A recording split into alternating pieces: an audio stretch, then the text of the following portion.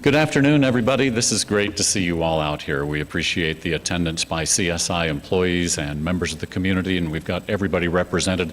I would also like to welcome, on behalf of Dr. Thad Scholes and all the other members of the Board of Trustees, I'd like to welcome the members of our audience who are joining us from the overflow rooms in the Taylor, Evergreen, Shields, and Fine Arts buildings, and also those who are watching online. This will be an exciting process. Most of us have never had a chance to do this before. And yes, we're getting started right on time because I want to be sure and give each candidate his full allotment of time. So all I'm here to do today really is explain how we're going to go about this process. And then it's completely up to the candidates to field their own questions and to interact with you. Let me point out that each of the candidates will come out here and give an opening statement up to 10 minutes. My guess is that none of them will take quite that long, but they are welcome to take 10 minutes of time to tell you as much as they want to tell you about themselves. And then we want it to be a conversation from you to them. Now, in order for everybody here and in the overflow rooms and online at home to be able to hear what's going on, would you please get the attention of one of our runners? You'll see them at, there's that one over there, and there is that one over there. These are the people who will be delivering microphones. I think we may have one. Yep, we've got some folks upstairs too. So be sure you have a microphone, please, before you ask the question. And just get the attention of the runner. I've already advised the candidates to make sure that your hand isn't trying to get the attention of the runner. And so when you have the microphone in your hand, then be recognized by the candidate. And it'll be polite just to say who you are and whether you work for the college or whether you're a community member or what have you. Monty Arosa is here on stage with me. Monty is our Director of Human Resources. I, by the way, for those of you who do not know, am Doug Mon. I'm the Director of Public Information here at CSI. Monty is here to ensure that the questions that are asked are fair and are questions that we can ask in a process such as this. I also have a folder of questions that was posed online prior to today, or up to noon today. These are questions that I will see if I can get in at some point, if we have a lag in questions here. But chances are I may not get to very many of them because I expect us to have a pretty active audience, and so we'll just see how it goes. Now, if you don't have your comment cards, please get the attention of one of the ushers. They have comment cards, and just have them give you some of the comment cards. We would like those comment cards to be filled out for each candidate at the end of each session, please. So I will remind you of that again at the end of the 50 minutes. I will be our timekeeper. We do have a couple of clocks on the wall. The candidates may be keeping track of their own time, but I will stand here and kind of loom ominously when it gets to about 5 minutes before the end of their time, and we'll let them know that we should stop taking questions and they should wrap up with their own closing statements. Finally, please limit your applause to the introductions and the conclusions, and with that, I will give an introduction to Dr. Ryan Carstens.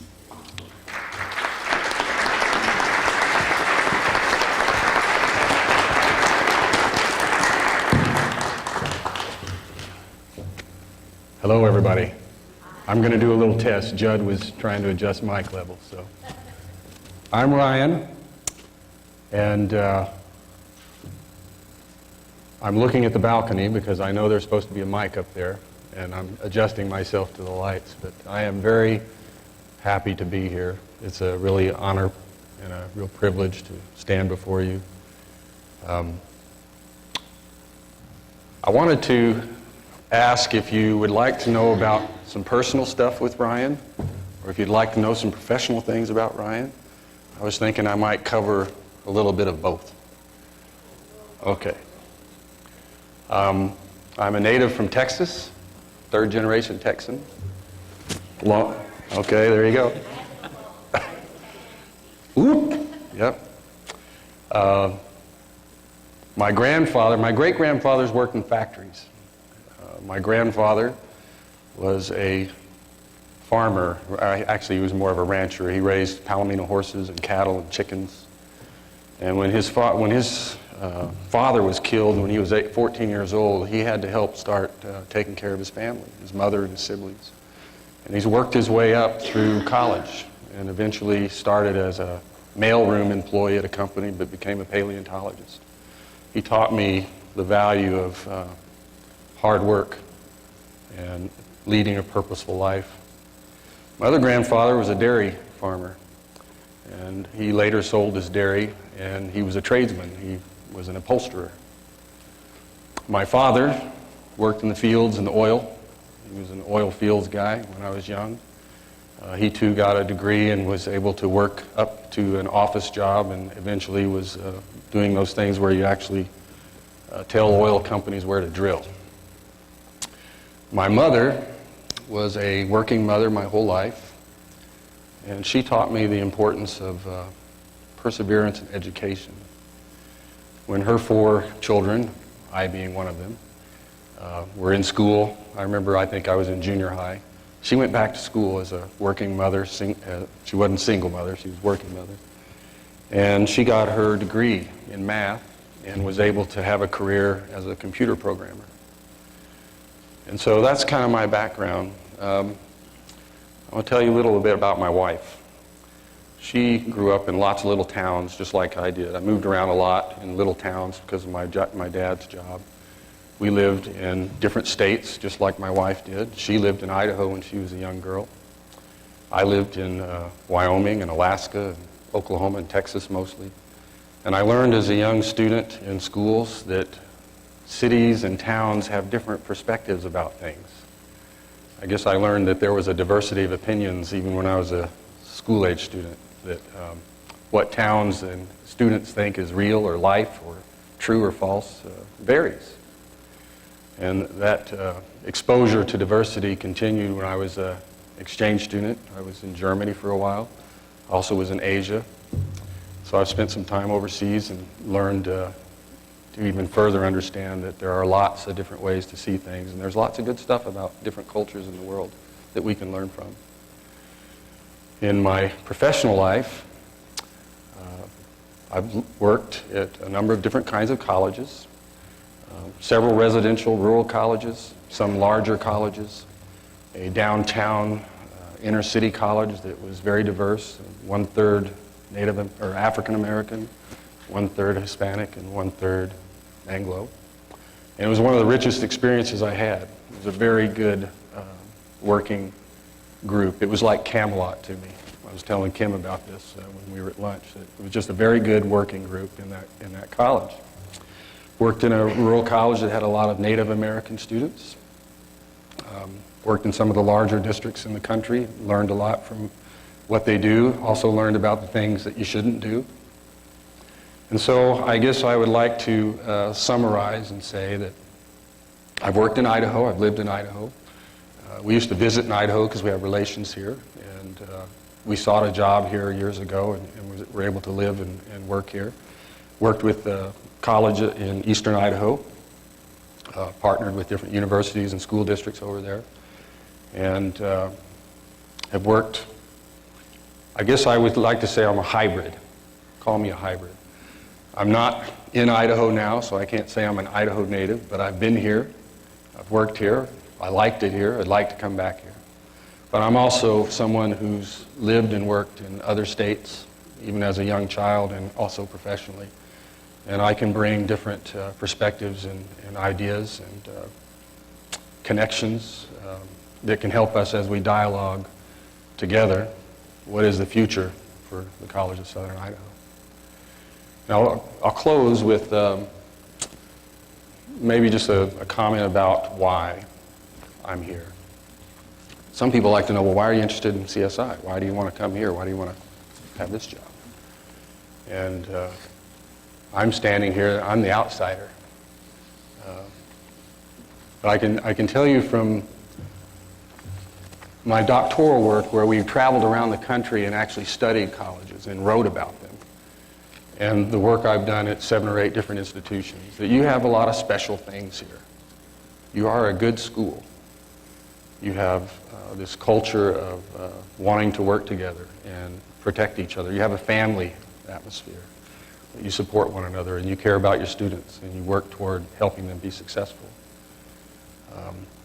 You're very connected to the community, which I really like. I worked at one college that felt that they owned, or that I worked at a college whose town, about 8,000 people, felt that they owned the college. And they had actually gone to the state legislature and lobbied for special legislation to allow them to have a college. And so from the time it was founded, we were very connected to the community, and you have that. You enjoy that. You're very connected in economic development. You're connected in the arts. You're connected in athletics. And you have a variety of community support programs that make you a pivotal institution in the community. And that's very attractive. You are a good institution, a great institution, and you're in a great community. And so I'm not one of those who wants to live and work in LA. I want to be in a place like this that is very connected to what you're trying to do and to the people that you serve. So with that, I don't know if I'm under 10, but... No, you're just fine. Thank you, Dr. Carstens. Now, please get the attention of any of the mic runners, and let's get those out. I will ask a question while those mics are being placed. Oh, could I say one more Carstens- thing? Oh, Just one more thing. Is Sue Miller here? She gave me something. I thought I should tell you to be sure and attend Man of La Mancha and Hamlet coming. atta girl. All right. She didn't actually tell me to do Here's the first question, just to get us started while we get the microphones out. Dr. Carstens, what do you consider to be the role of athletics? And are you in support of providing the resources to compete at the national level year in and year out? Okay. You mind if I unbutton?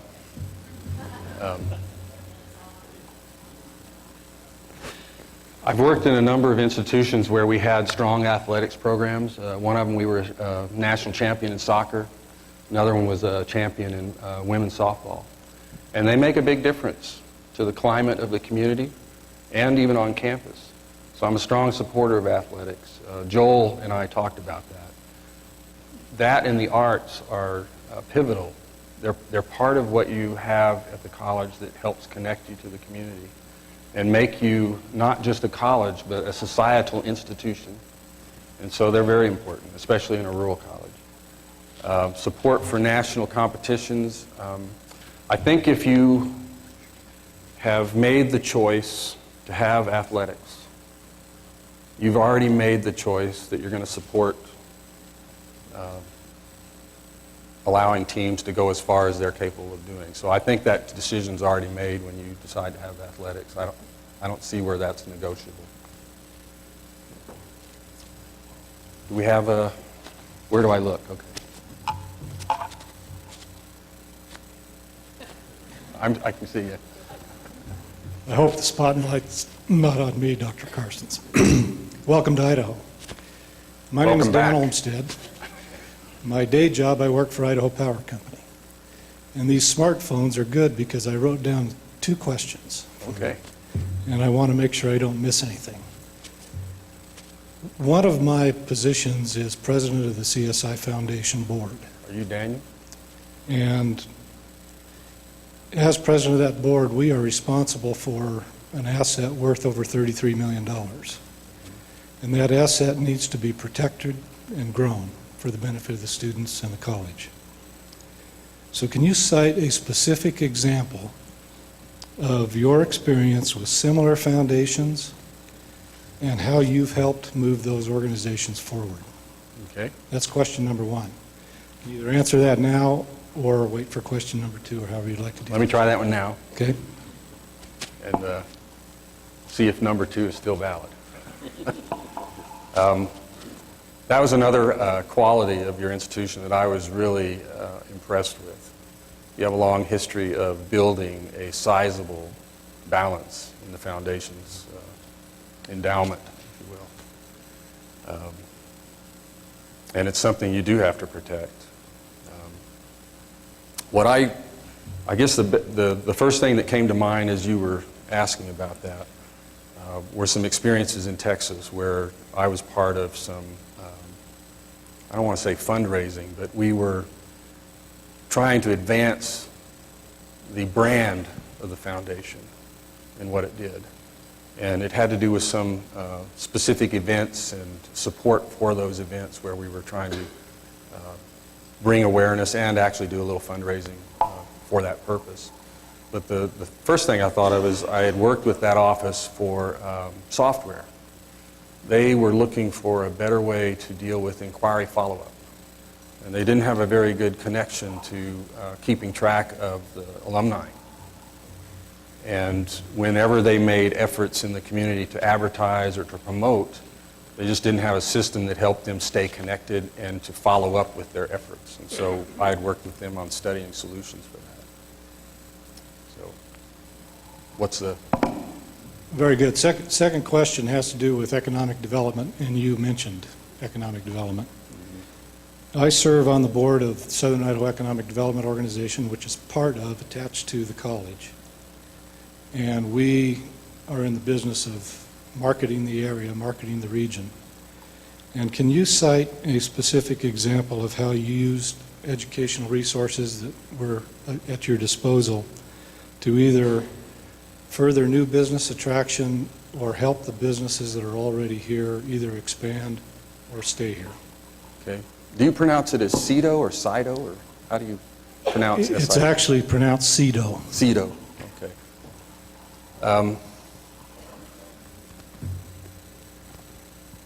We worked with a local economic development council in Texas to develop technology programs. Worked with, in eastern Idaho, we worked to build an incubator for small business. Also worked in different committees where you're basically building or redesigning a program. One of them was switching to a digitally based CAD/CAM kind of system that had major dollars to try to reinvest in new equipment that we got from the vendors to participate in that discussion. A software gaming program that we built that actually competed very well with Texas A&M's program locally. It got a lot of good, it had good results and a good reputation as we built it. Years ago, a microcomputer program when that was all new. Alternative energy program where we were focusing on wind, solar, and we also brought in fuel cell for that program. We did I guess this isn't the wrong example. We did something for a mine in Arizona, but I don't think we brought resources in from them. I think we were building a program for them that was at the mine, so that may not be the type of example you're thinking of. But I've been involved with that in different institutions. Is that the kind of examples, or what's your, okay, all right, thanks. Somebody here is wanting to ask? My name's Jenny Emery Davidson, and I'm the director of the Blaine County Center. Okay. And CSI is charged with serving an 8-county area. And one way that the college does that is by having these off-campus centers. So there's one in Haley where I'm located, Elaine's in Gooding, Amy's over in Burley. And I would be interested to hear how you might imagine leveraging those off-campus centers to further the college's mission, how it would factor into your overall strategic vision. Did you get my Post-it? Jenny? Did you hear about my Post-it? Oh. Well, when I drove up, I had plans to visit the sites. And then I had seen late that you were closed on Columbus Day. So there's a Post-it on your door that said, Jenny and staff, sorry to miss you. That was next to your UPS delivery sticker. Yeah. But I got to go see Christy, who said she knew you, over at the chamber, and talk to her for a little bit. But I actually have driven out to see all of your sites. I've been to is it Mini Cassia? Do you say it? Cassia? Yeah. Oh, Cassia. Okay. I've learned to pronounce Shoshone correctly, too. So went to Mini Cassia. But I got to go see those in September when I was supposed to be incognito, so I actually got to go inside those. And saw the building in Jerome and also in Gooding. And yesterday I was up in Haley to see that. That's a pretty cool center. There's a lot of stuff happening I've had positions where I had extension services. That was my area, or part of my area. And how do I see leveraging that? Well, a lesson learned for us when I was involved with that years ago was that when we took a shotgun approach to course delivery, it wasn't as effective as if we would to sit down and actually do what I call a phased approach to scheduling, so that you can look at either part-time, full-time students at each of those sites being able to get a credential. And if you can show a credential attainment, your enrollments go up, and that's what happened to us. We redid the way we did our course scheduling so that we phased in and made it possible for a student in Baghdad or Prescott Valley or Chino Valley or wherever they were to accomplish a credential without having to come here to finish it. And it was a mixture of live and Memorex. Okay? I had built a microwave system like you have today, where we were doing live instruction as well, and we had a nursing program that was the first in the state at that time. But that's how I would look at how do you leverage live and telecom, because you have the issue of live talent. You know, how many master's degree people do you have in each of your locations that can deliver the full set of courses? It's kind of dangerous to do this, because I am the outsider and I've only studied you for a while, to actually suggest something, because what you actually do, I would just couch this as an idea to think about. It doesn't represent a style for how I would try to do this. I would try to talk through this and see if it makes sense. But one thing that I think would help, it looks like your enrollments are down and your telecom is up. And so your head count shows here where maybe they are living at those locations, is that you look strongly at hybrid and flipped classroom models, where you can take that same facility and accommodate more people in a hybrid format and look at developing learning centers. That your course design actually has that in the design. It's not remedial and it's not supplementive. It's more like SI. And then go after a hybrid approach. Hybrid is, students like hybrid, faculty like hybrid, at least the ones that I've worked with that have tried it. And it allows you to still have flexibility, but gives them structure. And students can be more successful in hybrid than they are online. And that's what I saw as a potential issue here, just looking at the data, is you're transitioning more online, but the success and retention rates are dropping, so your whole institutional performance looks like it's going down. And I would look at, are there ways to do that, and would the audience, would that community embrace that? Would they like trying that? But it's a several months conversation to see if you can try that, but I would figure out ways to do that. That's just an example. It may not be what works here, but I would look at what our modalities are, and are there ways to make them more effective and then still use the space. Because what is important, I've worked in districts that were 27,000 miles. You're 11,553 miles in size. And for you to show a commitment to the 8 counties, you do have to have a footprint. And so having that footprint is a statement. You're making a statement of commitment. The community college is one of the greatest American inventions. It is the beacon of hope in the rural community that you have this option. When I've talked to parents out in small towns, they always talk about how great it is to have a college. And a lot of times they don't attend, but they make sure their kids do. And they also say, I'm going to do it someday. And to have that option versus no option is all the difference in the world. Imagine what it would be like if we didn't have community colleges and education was for the elite and those who could afford it. I mean, this is an institution that protects democracy. And that footprint is what helps people in those communities know that they have some option. And so there is a symbolic piece to it as well as a functional piece. I'm pointing, okay. Dr. Carstens, first I'd like to thank you for giving us this opportunity for the give and take with you. My name is Chris Anderson. I work at the museum here on campus. I also teach one class. The question I have is, as our country recovers from the worst economic downturn since the Great Depression, a challenge is going to face all schools and specifically colleges with strong VOTEC programs in the years to come, is that as people go back to work, they tend to go not so much back to school to get the training. I wonder if you have any thoughts about how we can face that sort of challenge going forward. You're saying that they do come back or they don't? No, that when they go back to work, as the economy improves, then they tend not to go to school as much because they don't need the training. Because they have Yeah. the job. Okay.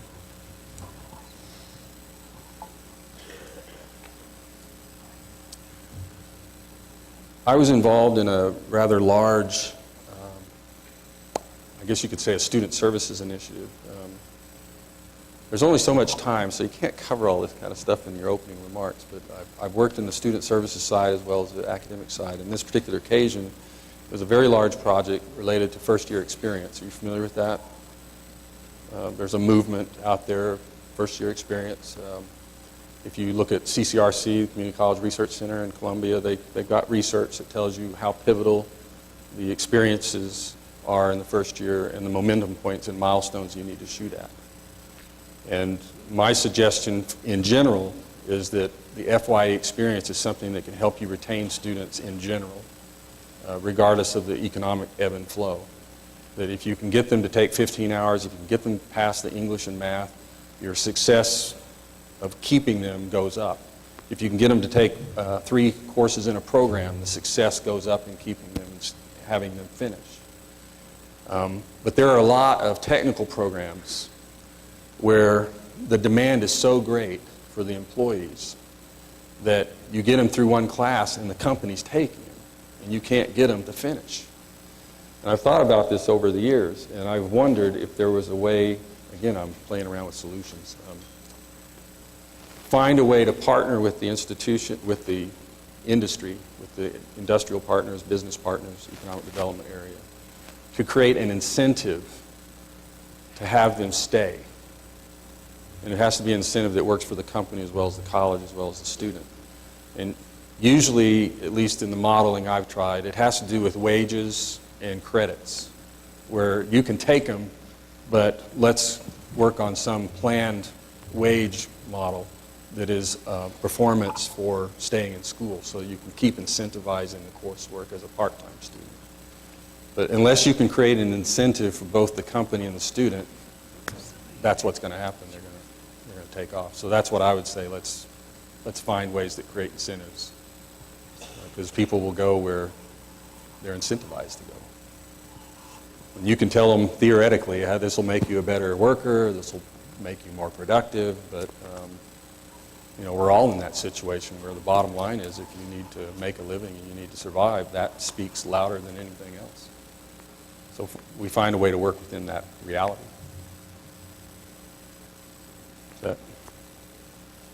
Back. Hi, I'm Judy Greg Hansen. I teach English here at CSI. My question is this. Recently, there's been pressure on colleges to streamline and in some cases eliminate remedial education at the college level. What is your view of the role of remedial classes at community colleges and specifically here at CSI? You're talking about Dr. Jones, Complete College America, Complete College Idaho.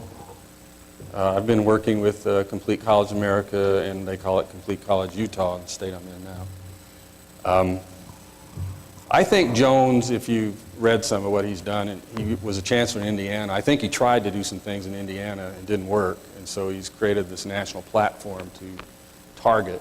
Sometimes I wonder if he's simply polarizing to create a conversation. So I don't necessarily think that some of the rhetoric is really the reality of what we need to do.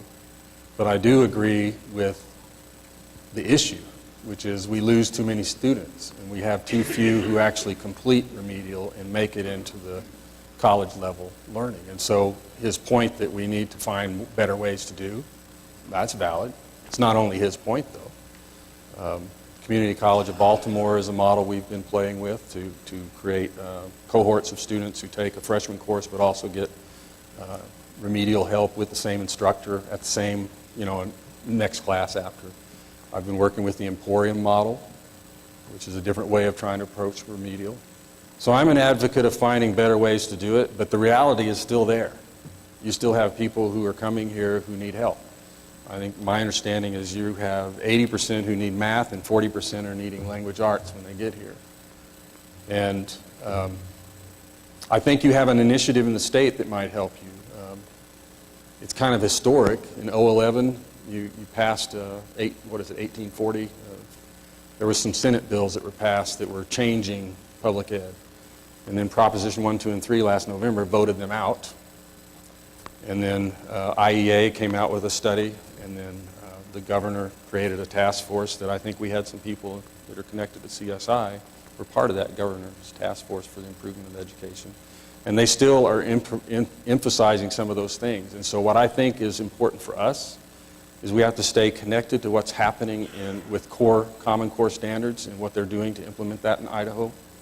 And there are 5 initiatives that have been declared for Complete College Idaho that are not invalid things to pursue. The bottom line is, at least for your data for 2012, you have 32% who graduated or transferred here. There are other institutions who have implemented some changes, and they're seeing 51% graduation rates in 3 years. So there's things we can do. There are ways to maybe look at that, and there are other institutions out there that we can learn from to see how we can be more effective. But I don't think it's about killing it. I think it's about how do you help it to do its job better. Is that okay?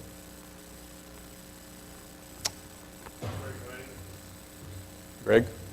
Mayor of Twin Falls. Oh, hi. And I'd like to expand on this question that you've done. So, CSI, all the way back to possibly, I'm sure Dr. Meyerhofer, who's been a great partner with not only cities but all over the region.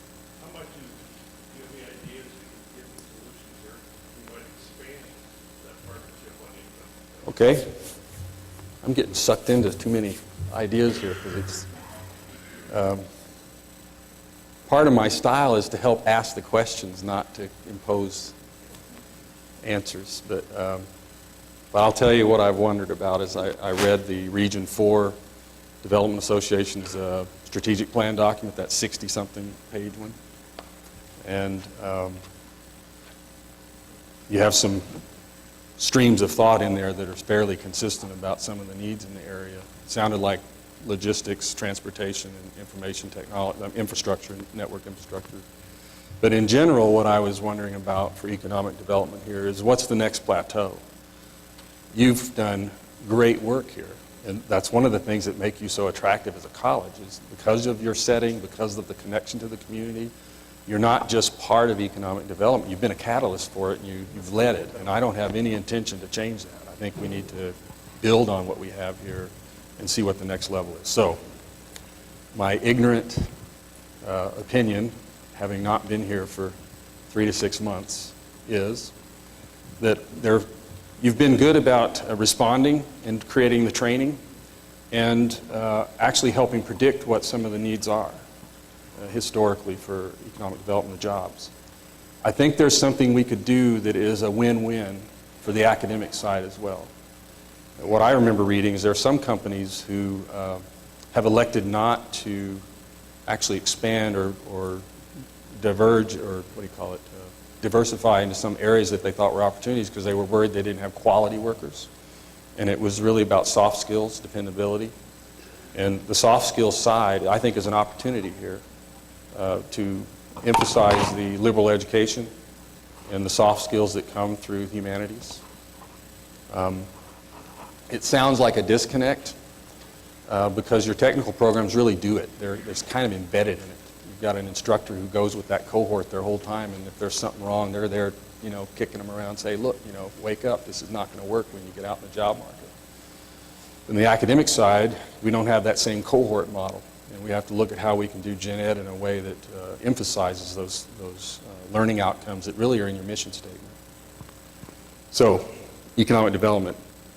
What I was wondering is if this is an opportunity to look at another aspect, which is undergraduate research, community-based undergraduate research. And it's not an original idea. A gentleman that I got to meet, his name was Edmund Gleaser. He was the president of the American Association of Junior and Community Colleges for like 25 years. He retired in '81, and he wrote this book about what he thought was the promise and hope for community colleges in the future. And one of the things he wrote about was undergraduate research that was community-based. And he said that the community college is ideally situated to do undergraduate research that's for the community. And so when you're thinking about how to run fiber from Jerome Butte to Jerome, or how to college, or if you're looking at can you find a way to do cell phone coverage wherever that fire was. You had a big fire in '07. They were studying that. Or what you're seeking to learn, you've used INEL for some of that, but why can't some of our students be part of an undergraduate research initiative in the college that leverages what we already are doing with students to help businesses research ideas? One of them that I think was going to be a conversation today, I think David Wyatt was telling me that I called. They were looking at intermodal facility and trying to negotiate with Union Pacific. And I don't know all the details, but apparently they're trying to get Union Pacific to want this. Well, we could research that with finance and economics and whatever curricular areas could get involved to help study something to show the viability of an idea. The reason I like that is because now you're connecting in terms of trying to study the question to see if you got a viable option to bring industry and target industry. But you also, by focusing on undergraduate research that's community-based, you're looking at community engagement, you're looking at service learning, you're looking at writing, critical thinking, writing across the curriculum without calling it that. And so you're actually going after the gen ed types of things that you get at an experience in the college, even if it's in technical programs or for economic development.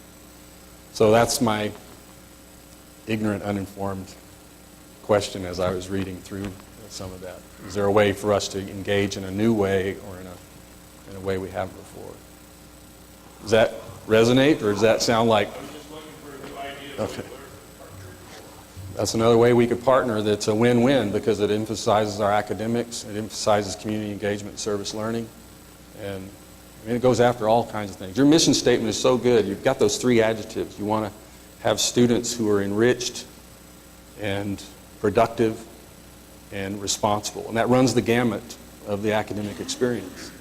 The enrichment covers the humanities, the productive is the skills for a job, responsible is citizenship and soft skills and being a productive member of society, a contributing member of society.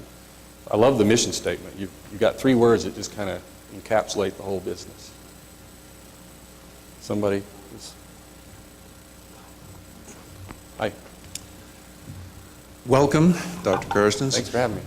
My name is Jim Ellington, and I'm the Director of Public Safety here at CSI. And I think you might agree that the topic of public safety certainly has been an important one across campuses across our country in the last year or even longer.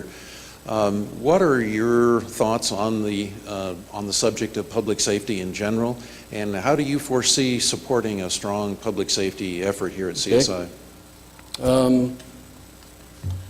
This is one of those things that any one of the three of us is going to say, yes, you know, this is great. We want public safety. But I'll give you a couple examples of some things that I would think of. You've already done a Homeland Security grant that I think patched a telecom link between the new health science building in St. Luke's under the Homeland Security idea. And there's probably more opportunities using Homeland Security grants to help boost your infrastructure if you don't have that already done. And to create linkages to all the other agencies in the region. I did one of those trainings that I don't remember all the initials of, but it's about how to be first responder and be part of that whole team and the college's role in that. And if that's something we've done here, great. If it's not, it's one of those things you do as an intercooperation between all the different agencies. And then I'll speak directly about the classroom environment. A number of years ago, back in Texas, the faculty were concerned about safety in the classrooms, and we didn't have an easy way for them to contact security if they had a classroom behavior problem. And they wanted to buy these panic buttons, and they were looking at all kinds of ideas. And I met with the faculty senate a few times, and we looked at options, and we basically created a large project where we went in and wired the entire campus for telephones. But we used the Ethernet system, you know, the Cisco, you probably have Cisco phones now, but back then it was brand new. We were the first college to do it, at least where I was. And we already had Ethernet there. We had already built smart classrooms in every single classroom, so the network was there. And we put phones in every classroom. And there were some areas in the building where cell phones couldn't work, so you couldn't rely on the instructor having a cell phone. And so we tried to address security in the classroom by creating a contact device in every single room. And they still have that today. It worked out very well. They appreciated having that. So if they need to call, they just pick it up and it rings. So that's an example of something that we did. Bill Lehman, community member and a former member of CSI, or former employee. Thanks for coming. Describe your leadership style, and as you started to state, along with the mission and purpose of the College of Southern Idaho, how does that align with, your style align with the mission and purpose of the college? Okay. I don't know if I'm allowed to do this, so I brought this and I'll give it to Doug and see what he wants to do with this. But one of the things about I'll give it to you just a minute. One of the things about my style is I don't really like talking about that. I'm not used to talking about myself, but in this kind of forum, this is kind of what I have to do. And so what I did is I put together a document that's a few pages long, and I asked my colleagues to tell me what my leadership style is. So I'll leave this with Doug, and you can see what other people write about me, because I can say anything standing here, and hope you believe me, but it's more about what others are seeing me as. And so I have this to give, and you can take a look at it. But I'll talk about a couple things that may simplify. If you've done the Meyer-Briggs, I think I am an ENFJ. Okay. If you've done Gallup's Strength Quest, anybody done that? My 5 are learner, strategic, achiever, positivity, and ideation. And I would probably summarize my leadership style as say I'm a servant leader. I believe my job is to help plow the road for everybody, to help them be able to do their job and to be empowered to do their job. I believe that leadership should exist at all levels. And I have been at all levels. I guess I left that part out. I worked as a janitor when I was in high school too, so I've done that job too, or when I was in college. How does that work with the mission? Well, we'll go back to those 3 adjectives. Have you heard the saying of a good manager does things right and a leader does the right things? Have you ever heard that? Well, I like the third part of that. And I really believe that's the truth. I think leadership really isn't about doing the right things. It's about helping other people want to do the right things. And if you can instill in the organization the desire to do the right things, you're not talking about discipline, you're not talking about policies and procedures to the minutia.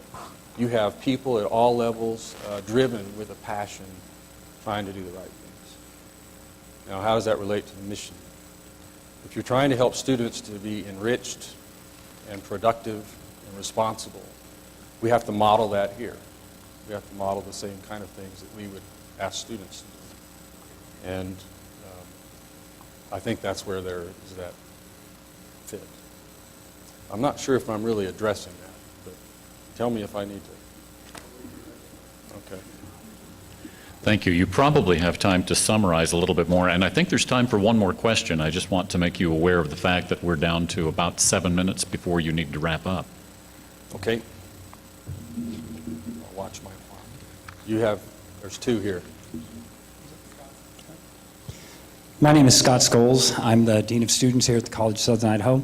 Hi. And I'd like to know a little bit about how you might incorporate student government and the whole student body into the governance of the college. Okay. Let me give you a quick idea. This is something that was not my idea. When I was involved in the FYE program that we were building, I got to go to some of those national conferences for the National Center for First Year Experience, John Gardner, Betsy Barefoot, that. And there was a college that had done something that I thought was amazing. They had converted from an all-women college to a co-ed college, and they were talking about the experiences they were having with that. But they were also very residential, so they had a lot of frat, sorority kind of residential students. But they also had this segment of students that were commuter students.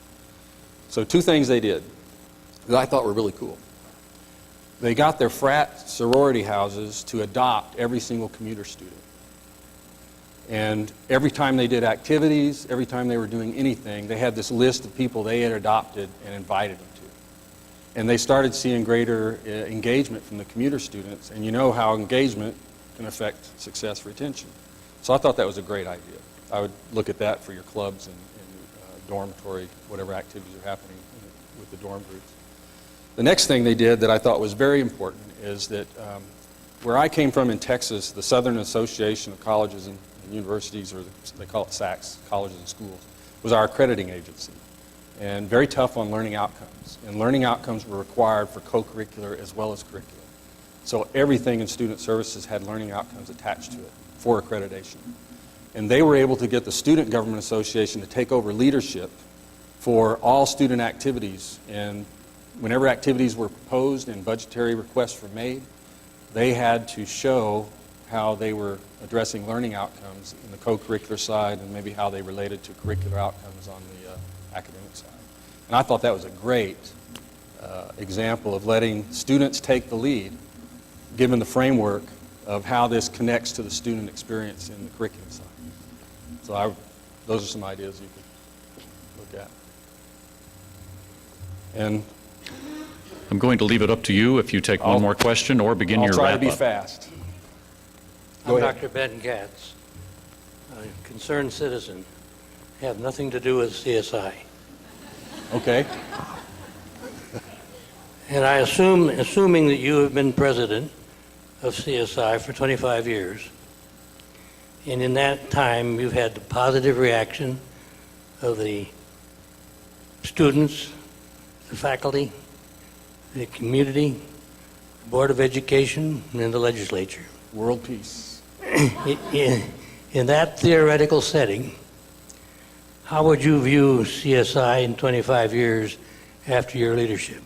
Okay. More connected. Name what you're thinking about. More connected. More connected to economic development. More connected to students. More connected to various aspects of the community. So think connection. When we did the student services project, those are the two things that students told us in focus groups they needed. They needed a connection, and they needed a goal. So we would have connections. We would have students that have more students that have goals. And I'm sorry, but I would look at certain things that have to do with metrics. I would look at whether our completion rate is now at least as good as anybody in this country. And I mean by graduation, transfer, et cetera, that students complete their goal and we don't lose them. And that the hope that people have in the community because this college exists is stronger, and the despair level is lower. See, what happens here changes Idaho. And I don't mean here today, I mean what happens here every day changes Idaho. We have a whole bunch of people with master's degrees and doctorate degrees, and they know more than I do. I'm not the smartest person in the room. But with all these smart people who are also motivated to do the right thing, we can change lives. And what I hope we can show is that we've changed more lives and we've lost fewer. I can tell you stories of students who leave college, one of whom, true story, the family never saw this young lady again. She was so despondent because she couldn't figure out how to be a student. She blamed herself for not knowing how to be a student. That's what we want to not see. Dr. Carstens, you have basically 2 minutes to wrap up. Okay, thanks, y'all. I really appreciate being able to come here. As I said at the beginning, you have a great college and you're in a wonderful community. You have so many good assets. My hope, if you're allow me to come here, is that we can ask the questions together and we can navigate the future together and find that next horizon. I want to promise you that I am not here to be disruptive or to destabilize. I seek to build on what you have and to keep all those things that you care about, to honor your history. And I can say this publicly, you'll have it on camera. I talked with my wife about this when we committed to this position. You have a history and a legacy of having presidents here who have long tenures. We are coming here to stay.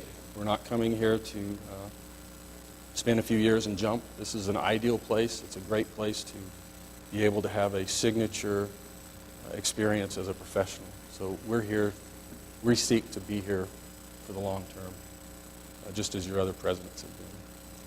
Thank you, everybody, for being here. Thank you very much.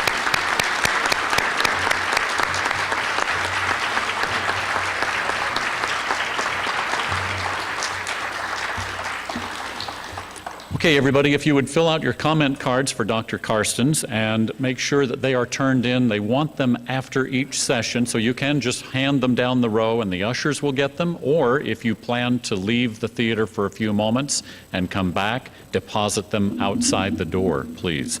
And we will resume with Dr. Jeff Fox in 10 minutes.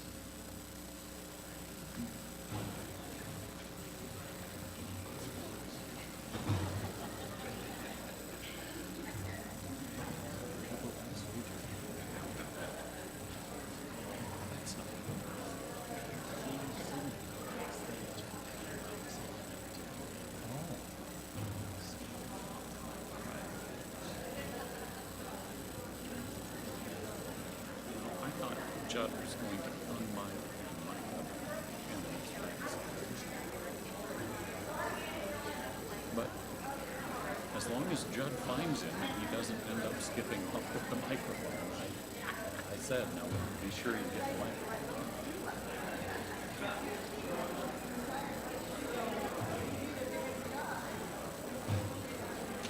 Okay, so far.